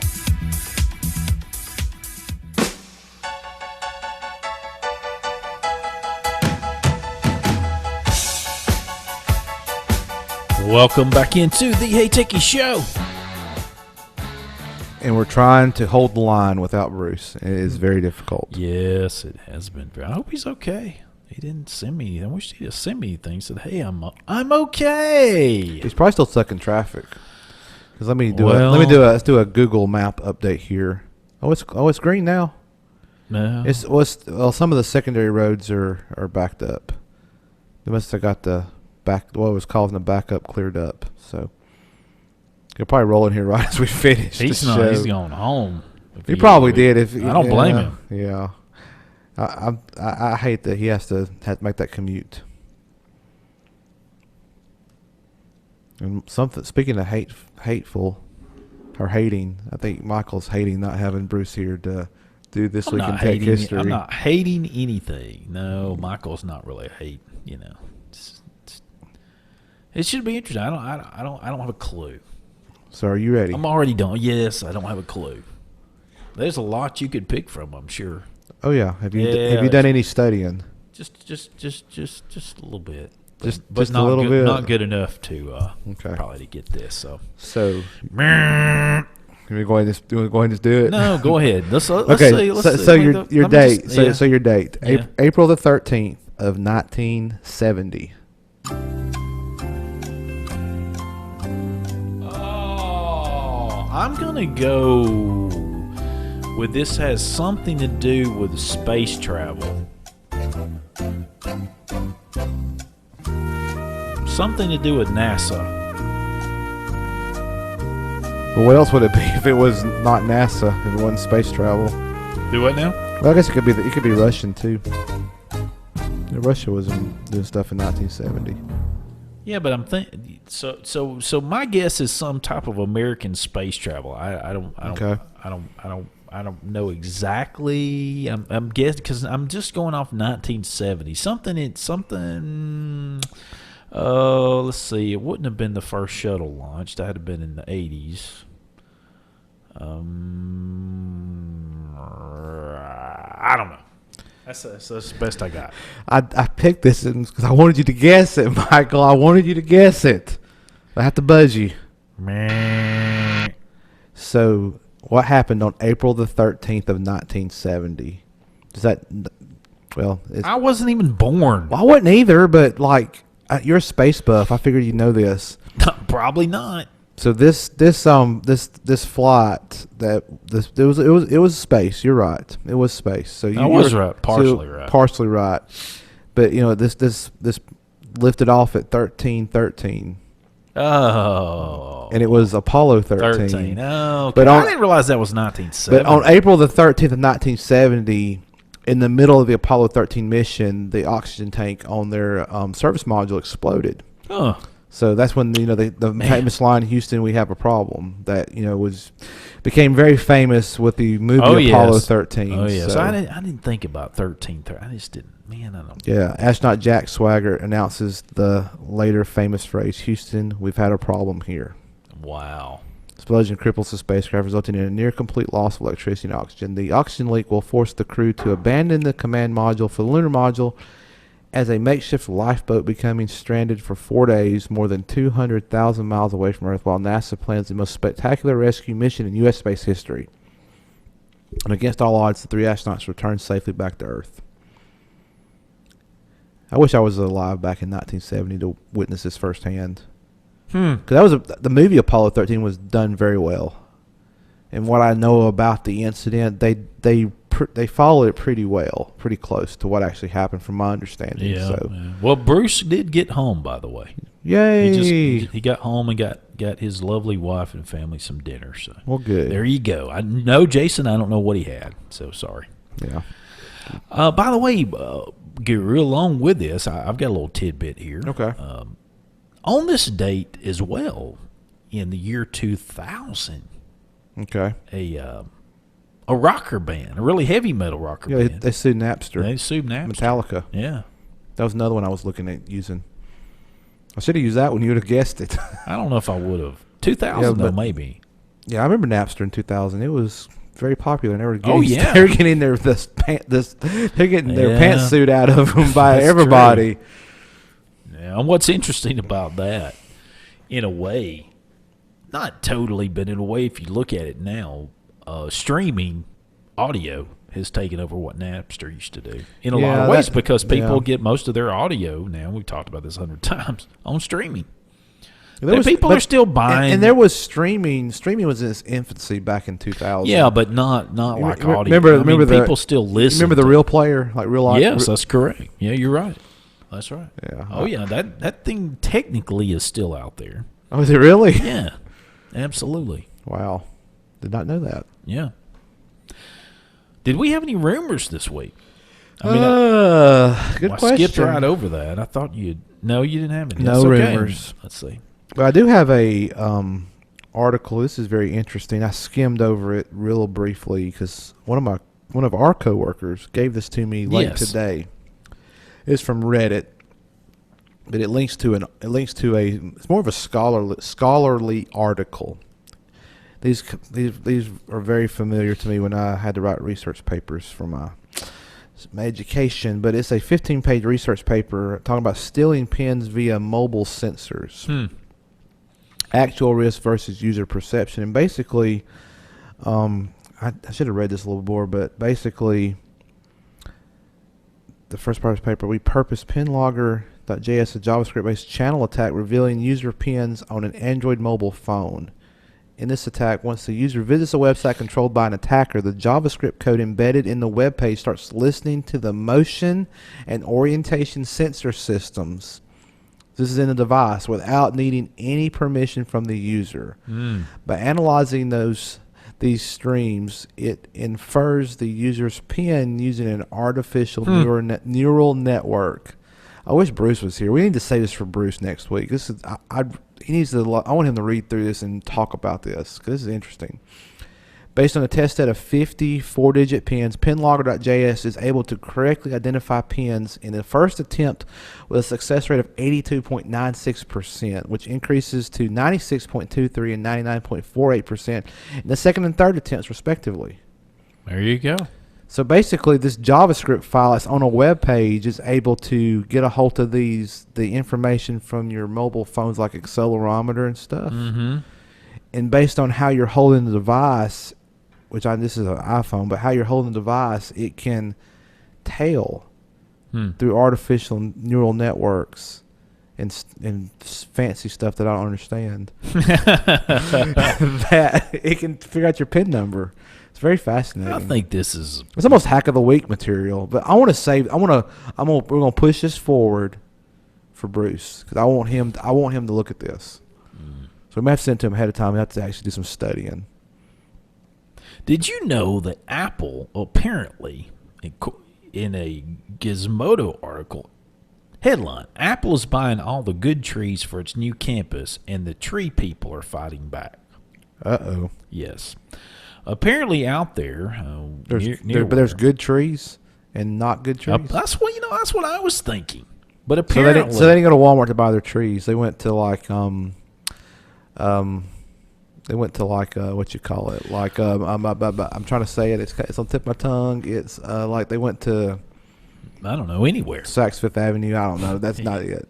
There's like one of these fancy stores. Like that was a fancy store. No, there's even fancier stores. It's up there in Buckhead in Atlanta. It's one of those fancy department stores. And Bruce was here. He like spouted off like just like that. But I can't remember Nordstrom.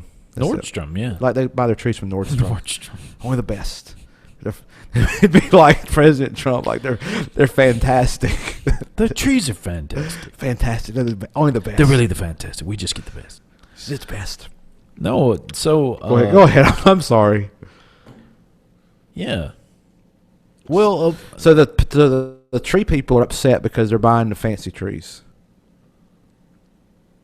They're upset mainly because that there's also another building project that is like a garden on top of this big huge building. It's called Trans Bay Transit Center in San Francisco. Okay, it's supposedly a futuristic travel station, and it's going to highlight a 5.4 acre green roof, which apparently will eventually feature, it's according to this, 469 trees. The problem they're having apparently is that to find enough trees, because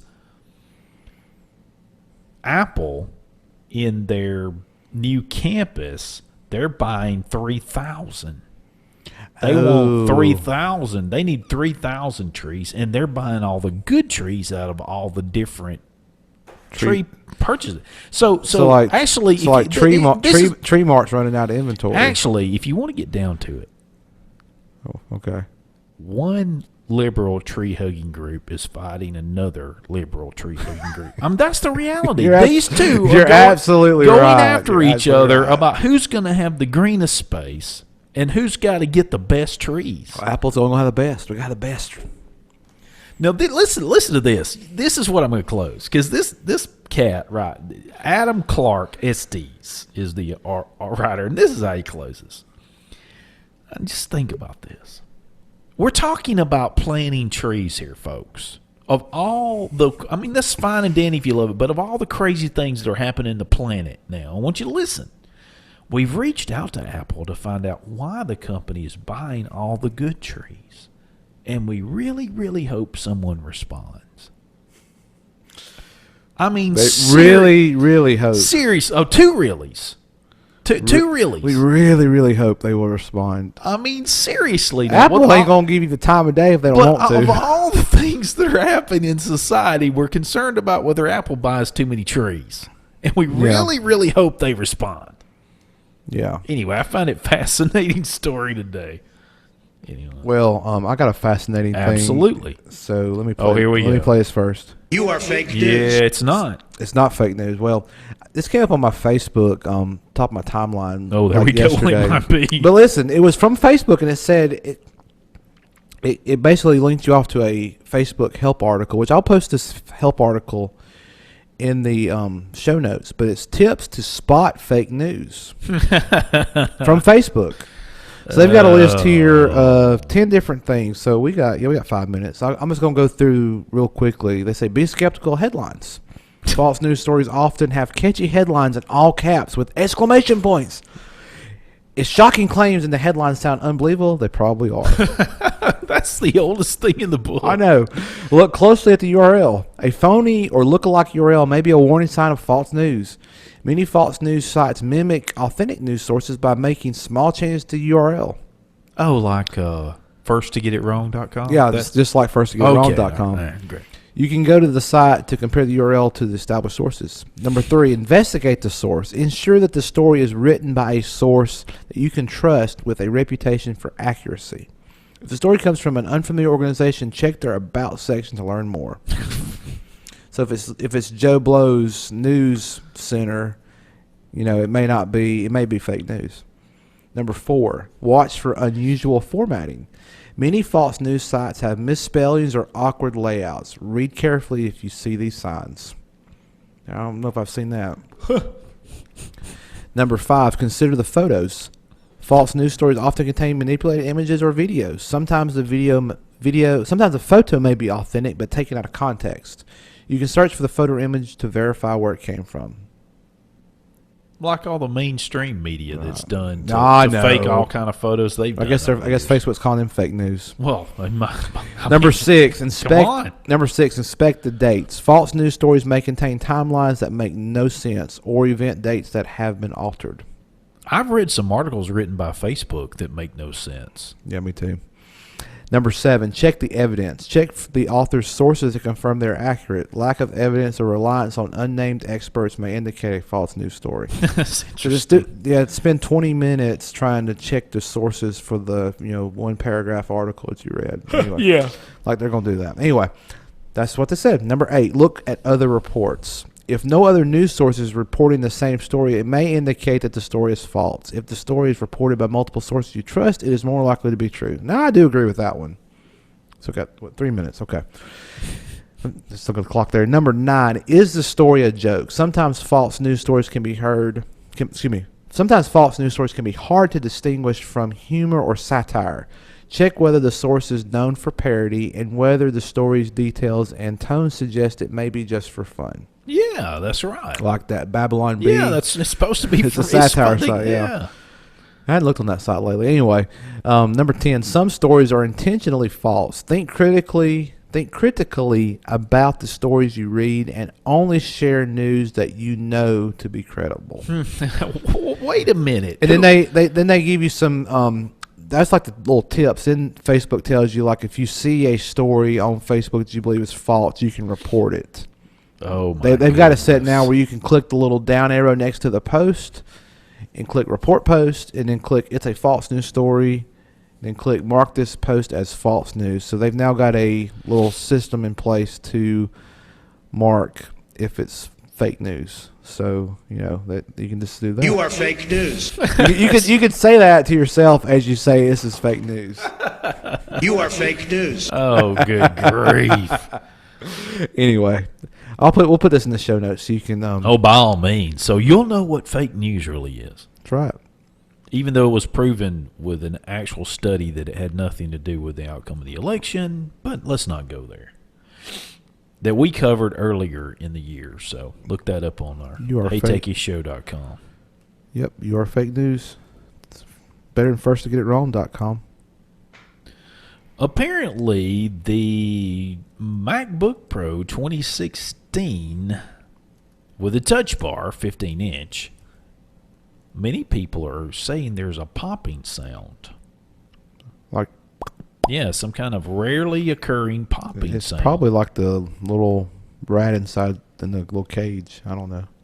Well, they say that several people have complained about it. Some have even taken their MacBooks in for repair. Some of them have tried to get them repaired, and they even told them that, no, it's a little dent on the bottom that you caused. So they've made them pay for some. It's how you hold. It's how you held it. That's right. It's how you hold it. Right. And this is a recent, matter of fact, this one's April 13th, 2017, which would be today, obviously, at 8. And apparently, lots of people are saying they're having this same. It's a little odd pop, and that some people have recorded videos and posted them. You can, and we'll put this in the show notes. But it's interesting. I find it fascinating. It is. And of course, Apple said, they tried to change this, they tried to change that. The one person, they changed the whole bottom out in a fan. Some all infrastructure, and he still had the same issue. So, well, look, we are down to the end of the line, unfortunately, here. I know. And we will have to say adieu to you, and from all of us to all of you, have a great weekend. See you next week. The Hey Techies Show is produced by The Guru and co-produced by Mike Stedham. Program director is Jefferson Varner. Join us again next time for another exciting installment of The Hey Techies Show. It's going to be great, maybe.